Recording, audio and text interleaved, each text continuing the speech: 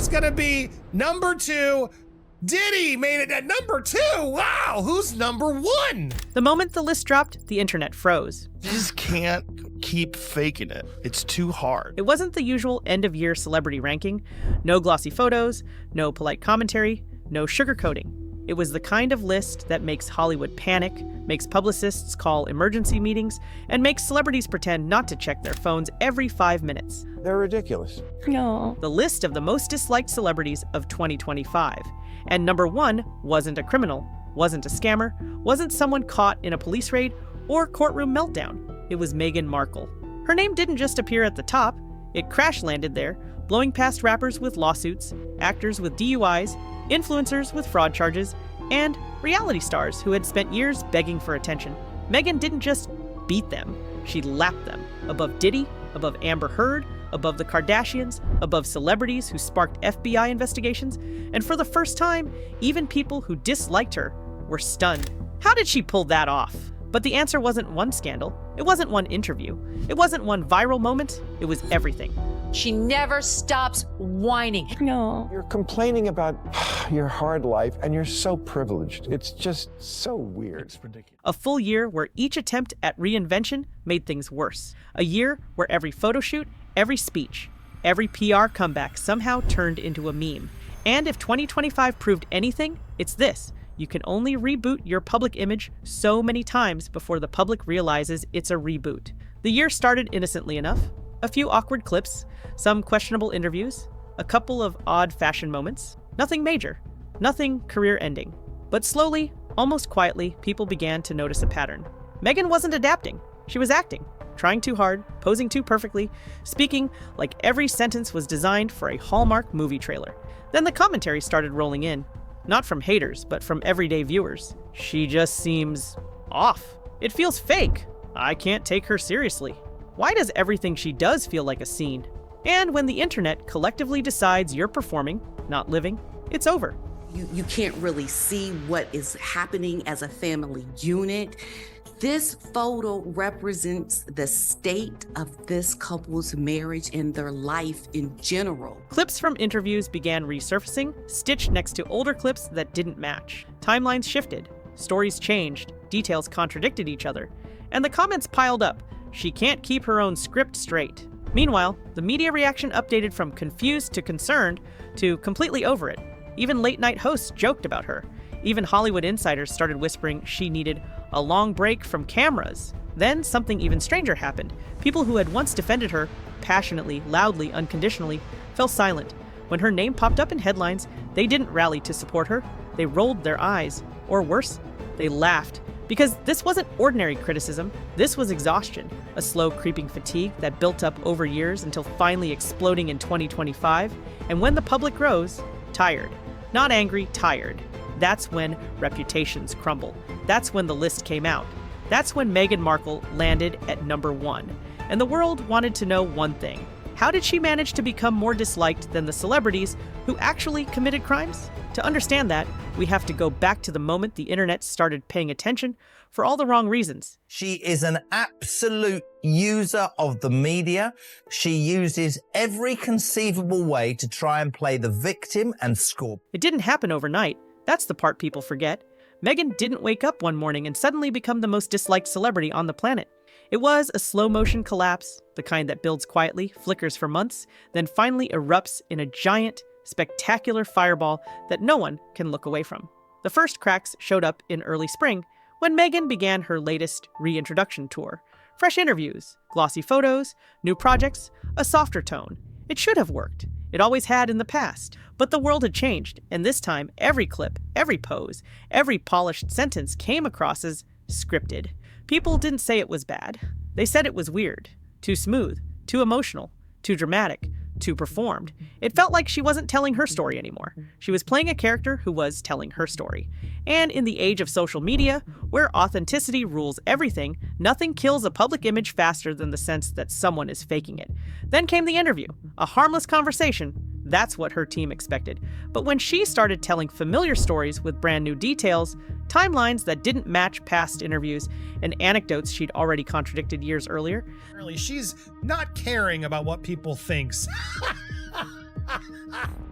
Oh, yeah, right. The internet noticed instantly. Side-by-side clips appeared everywhere. People compared her old statements to her new ones, and the verdict was brutal. She's rewriting her life again. She's making it up as she goes. I can't keep track of her version of events anymore. And then came the moment that truly ignited the backlash, the pregnancy performance video.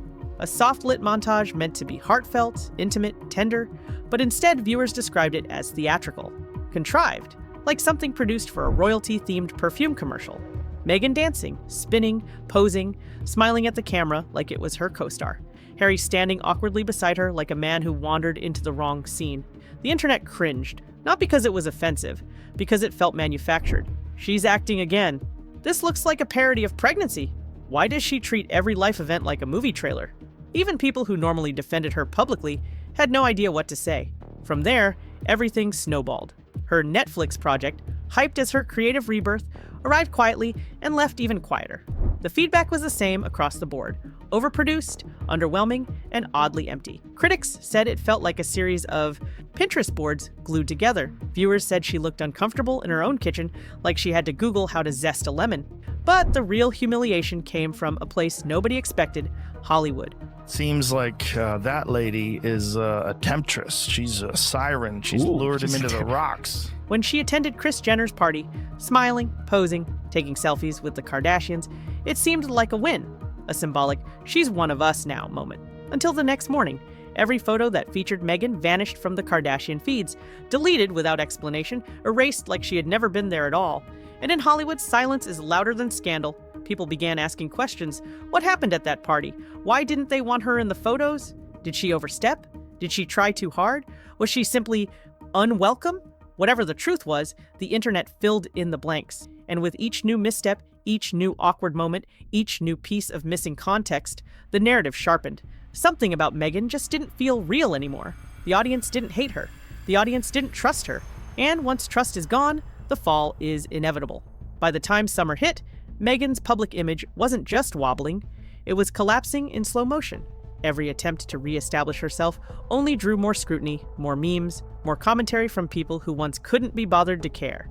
It wasn't because she was doing anything shocking, it was because everything she did felt like a strategy, not a moment, and nothing proved that more than the Harper's Bazaar cover. Hypocrisy is beyond anything I've ever seen. In the tape, she's performing a sex act on him that's unbelievable. This was supposed to be her triumph, her reset, her cinematic comeback. Instead, it triggered one of the most vicious image breakdowns of the year. The photos were meant to look ethereal and powerful, but the lighting was heavy, the shadows strange, and Meghan's expression didn't read royal elegance. It read haunted. People didn't see sophistication. They saw a woman trying too hard to imitate a destiny she walked away from. And within minutes, the internet delivered the final blow.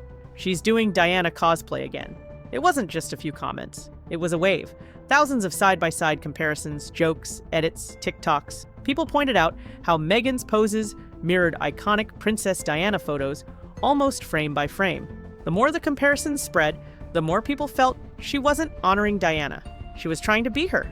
Then the article itself surfaced, filled with dramatic language, flowery descriptions, and a butler referring to her as the Duchess of Sussex. It rekindled the same question people had been asking for years. If she hates the monarchy so much, why won't she stop acting like royalty? And that's when things took an even stranger turn.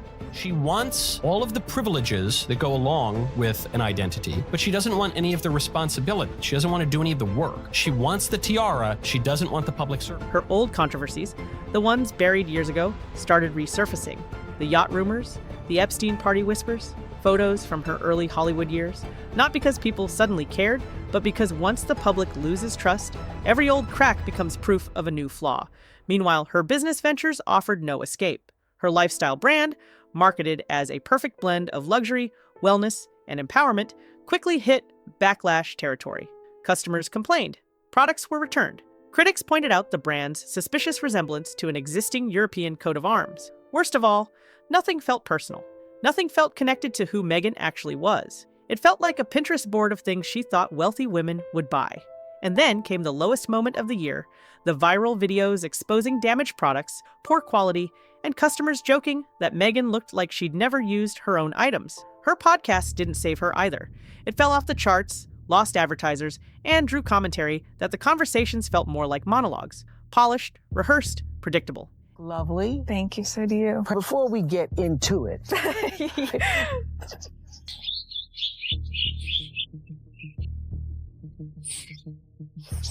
Everything she launched melted under the heat of public suspicion, because by now it wasn't about the content anymore. It was about the disconnect. Every product, every interview, every photo, every project. They all felt like pieces of an image Meghan wanted people to believe, not pieces of the woman she actually was. And once audiences sensed the difference, they stopped buying the product and the person. But Meghan's biggest problem wasn't Hollywood, branding, or even the internet's fatigue. Her biggest problem was standing right beside her, Harry. And he was about to sink even faster. While Meghan dominated headlines with every viral misstep, Harry's downfall crept in quietly, almost invisibly, until suddenly the public realized he had slipped farther than anyone expected. Unlike Meghan, he didn't have a disastrous cover shoot. He didn't attend a Hollywood party only to be erased the next morning. He didn't launch a brand or dance in a video that made the internet cringe. Harry's crash wasn't explosive. It was slow, sad, and in many ways more painful to watch. For years, people rooted for him. He was the relatable prince, the mischievous one, the one who seemed most human. Even after leaving the royal family, many hoped he would find peace. You think your sister, Meghan Markle, has ruined Prince Harry? The answer is yes. Opposite. I mean, that's just another one of the malarkey stories she sold to the royal family for sympathy. That he'd build a life shaped by authenticity instead of royal rules. But by 2025, that version of Harry had vanished. People didn't see the warm, funny soldier who joked with veterans and hugged children. They saw a man fading into the background of his own life, a man who no longer felt like a partner in his marriage, but a prop, a supporting character in a brand he didn't control. And as Meghan's controversies piled up, Harry wasn't just standing beside her, he was absorbing the fallout. Every contradiction she made, people blamed him for enabling. Every PR disaster she launched, he appeared behind her, smiling politely. Every moment that seemed fake or staged, Harry became part of the performance. The public began to view him not as a victim, but as a participant. Slowly, compassion turned into frustration. Frustration turned into disbelief. Disbelief turned into dislike. Then came the hypocrisy problem, the one Harry never managed to escape. The privacy speeches followed by Netflix documentaries. Nasty and says he feels sorry for Prince Harry because his wife is a lot to deal with. The complaints about the media followed by book deals and tell-all interviews. The desire for anonymity followed by endless public appearances. People didn't care about the contradictions at first, but by 2025 they were impossible to ignore. And when Meghan's Harper's Bazaar cover used her Duchess title, the same title she repeatedly rejected in speeches, it wasn't just Meghan who took the hit. Harry took it too. The two were now inseparable in the public's mind. When one made a mistake, the other paid for it. The world started saying the quiet part out loud. He left the monarchy but kept the perks. He hates the royal family but won't drop the title. He complains about the system but uses the name for everything. And when Harry attempted a major interview to win back public sympathy, it backfired instantly. Viewers said he seemed lost, defensive, and surprisingly angry. Instead of rebuilding trust, it reinforced exactly why people had grown tired of him. The final nail came not from Meghan, not from the tabloids, but from ordinary people online. Americans, Brits, former supporters who once adored him. They weren't emotional. They weren't dramatic. They were tired, and their message was brutal. Harry isn't the problem. Harry isn't the victim. Harry is part of the show. His identity dissolved into hers. His voice blended into her messaging. His choices mirrored her strategy. By 2025, Harry didn't feel like a prince anymore. He felt like a brand extension, and the public stopped seeing him for who he once was. But Meghan's most stunning downfall wasn't the Kardashian erase, the failed projects, or the contradiction. It was what happened after South Park entered the picture. And that's where the final collapse began. If Meghan's downfall had been simmering quietly for months, South Park turned up the heat to maximum and ripped the lid off. The jokes weren't gentle. They weren't exaggerated for cheap laughs. They were sharp, precise, and uncomfortably accurate. And for the first time, millions of people agreed with every punchline. South Park mocked her Harper's Bazaar cover before the magazine even finished trending. They roasted her pregnancy video like it was a parody of itself. They dragged her Fashion Week appearances, her interviews, her dramatic poses, her reinvented timelines.